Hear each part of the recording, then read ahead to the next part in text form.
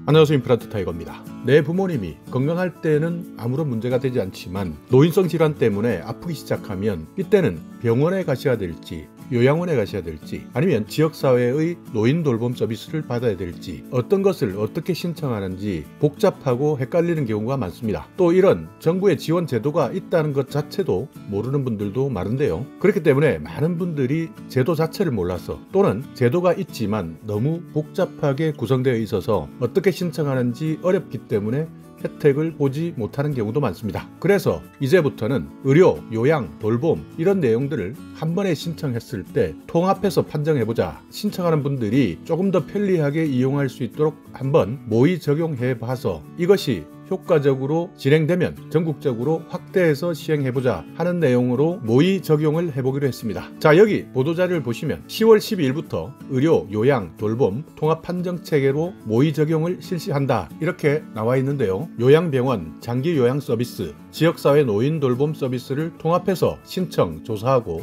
대상자를 결정해주는 의료, 요양, 돌봄 통합판정체계 모의 적용 사업을 실시한다 이렇게 밝히고 있습니다. 그러니까 여기에서 이야기하고 있는 요양병원은 말 그대로 병원입니다. 그렇기 때문에 의료적으로 서비스가 필요하신 분들은 요양병원을 선택해야 되는 것이고 요양병원까지 필요하지 않다 하는 분들은 장기요양 서비스, 그러니까 보통 우리가 요양원이라고 하는 서비스 또는 주간보호센터나 집으로 찾아와주는 재가 서비스까지 이런 장기요양 서비스, 그리고 지방자치단체와 함께하는 지역사회 노인 돌봄 서비스 이런 것들을 신청할 수 있는데 자식들 입장에서는 전문가들이 아니기 때문에 판단하기 어렵습니다. 그래서 하나하나 다 따져봐서 신청하자니 너무 복잡했는데요. 이번 모의 적용에서는 이런 것들을 하나하나 내가 찾아서 신청하는 것이 아니라 일단 신청하게 되면 어떤 것이 가장 내 부모님께 적합한지를 전문가들이 판단해서 결정하겠다 하는 내용입니다. 그렇기 때문에 이번 시범사업에서 한번 신청하게 되면 어떤 서비스가 가장 나은지 객관적으로 파악할 수 있는 체계를 마련해서 앞으로 그에 따르는 서비스 경로를 제시하는 방안을 마련하겠다 하는 것인데요. 지금까지 논의만 하다가 한 번도 실시해보지 않았는데 이번에 시범적으로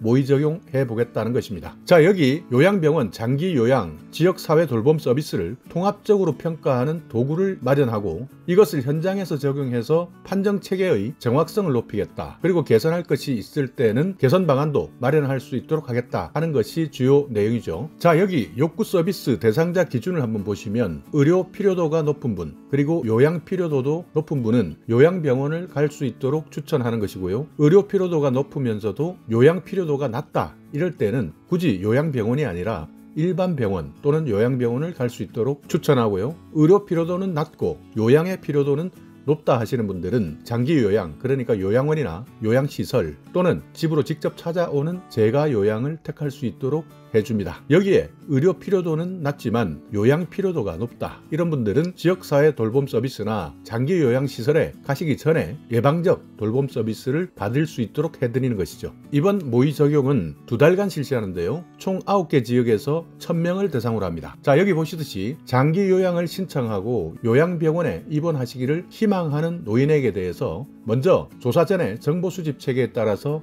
새로운 의사소견서를 보고 사전질문지 그리고 개인급여 내역을 연계해서 정보를 수집합니다. 그리고 통합판정조사표, 지역사회 통합 돌봄 욕구조사 이것을 동시에 진행해서 통합판정 조사를 실시하고요. 여기에서 요양인정 점수를 산출하고 의료위원회와 통합판정위원회를 통해서 실질적으로 판정해봅니다. 여기에 따라서 의료가 더욱더 필요한 분들은 요양병원을 이용할 수 있도록 하고 요양이 필요한 분들은 장기요양, 그러니까 요양원 같은 시설이나 재가요양을 받을 수 있도록 판정하는 것이죠. 그 외에 장기요양 등급을 받지 못했지만 돌봄이 꼭 필요하다 하는 분들은 노인 맞춤 돌봄 그리고 지역사회 통합 돌봄을 받을 수 있습니다. 여기에는 재가 서비스도 포함됩니다. 이번에 모의 적용 받는 대상은 장기 요양 서비스를 신청하는 분들입니다. 그러니까 신규로 신청하든 갱신해서 신청하든 장기 요양 서비스를 신청할 때 모의 적용을 받을 수 있고요. 요양병원 입원 희망자 그리고 181일 이상 장기 입원자, 지자체의 노인 돌봄, 통합 돌봄 서비스 신청, 노인이 입원 모의 적용의 대상입니다. 지역이 전국적으로 다 하는 것은 아니고 일단 9개 지역이 실시하는데요. 모형, 그러니까 시범적으로 실시하는 것이 조금씩 다른데요. 장기 요양, 그러니까 요양원이죠. 지자체, 요양병원, 이렇게 요양원 시설, 그리고 지자체의 돌봄 서비스, 요양병원 세 가지를 한꺼번에 합쳐서 모의 적용해보는 곳은 광주 서구입니다. 장기 요양, 그리고 지자체 서비스, 경기 안산, 경기 화성에서 하고요. 장기 요양, 그러니까 요양원 관련된 내용은 부산 북구, 강서구, 광주, 광산구 이렇게 시범적으로 실시하고요. 요양병원만 따로 떼어내어서 모의 적용해보는 곳은 경북 안동, 경북 경산, 대전 유성구입니다. 구체적인 통합 판정 절차는 1단계는 신청하시는 겁니다. 그러니까 건강보험공단 장기요양운영센터에 신청하실 수도 있고, 지정된 읍면동 주민센터에서 신청하실 수도 있고, 지정요양병원에서 통합판정을 신청할 수도 있습니다. 신청자는 이번에 새롭게 달라진 의사소견서를 발급받아서 제출하셔야 되고요. 2단계 조사를 할 때는 이번에 새로 개발된 통합판정 욕구조사표를 활용해서, 그러니까 따로따로 신청에 따라서 판정하던 것을 한 번에 신청해서 통합적으로 판정할 수 있도록 만든 욕구조사표를 활용해서 건강보험공단 장기요양운영센터에서 직원이 직접 방문해서 조사하도록 합니다. 질병, 간호항목 등이 포함된 사람은 건강보험공단 내에 간호인력이 직접 조사를 하고요. 3단계 어떻게 판정하느냐, 통합판정의 내용인데요. 의사소견서와 간호인력을 통한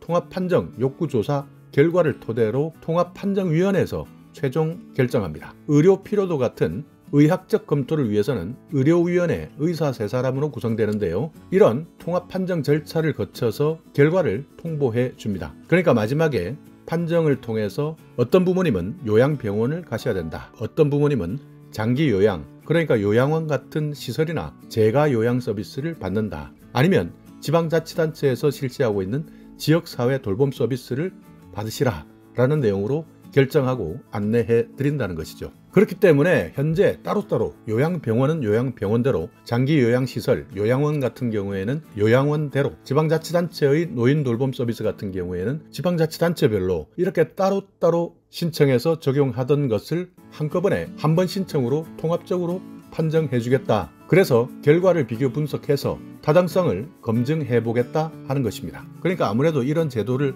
하나하나 알아야 됐던 것을 통합 판정 체계를 통해서 한 번 신청으로 우리 부모님이 어디에 해당되는지 전문가들을 통해서 알 수 있기 때문에 그만큼 손쉽게 요양과 관련된 복지 서비스를 받을 수 있다는 뜻입니다. 자, 오늘 이렇게 여러 가지로 나누어져 있는 어르신들의 요양 서비스, 요양병원을 보내야 할지, 요양원을 보내야 할지, 아니면 돌봄 통합 서비스를 받아야 할지, 웬만한 전문적 식견이 없이는 우리 부모님들을 어디에 보내드려야 되는 것이 맞는 것이냐 판단하기 어렵습니다. 그렇기 때문에 이번에 이렇게 한 번에 신청해서 전문가들이 바로 판단할 수 있도록 통합 판정 체계를 통한 모의 적용 사업 잘 운영되어서 더 많은 분들이 자신의 상황에 알맞는 요양 서비스를 받을 수 있기를 기대해 봅니다. 자, 오늘 영상 여러분께 조금이나마 유익한 정보가 있었다면요, 오늘도 구독 그리고 좋아요 부탁드리겠습니다.